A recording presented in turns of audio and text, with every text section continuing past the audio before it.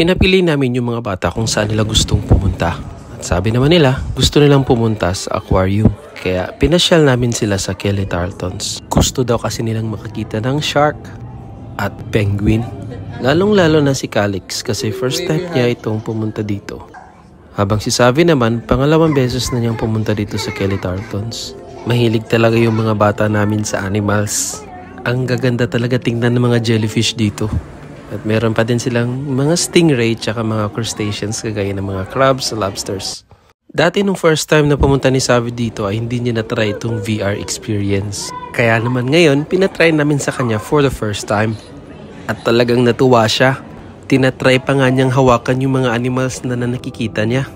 Kahit kami ay namamangha pa din sa mga nakikita namin mga underwater animals. Siyempre naman dapat mo talagang i-enjoy kasi hindi din kasi mura yung entrance fee. Pero sa totoo, nag-enjoy pa din naman kami.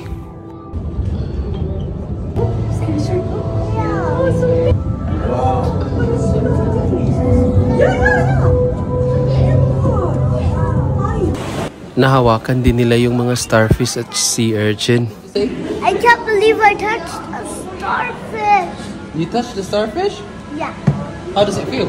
It feels soft and hard. Look at that seahorse.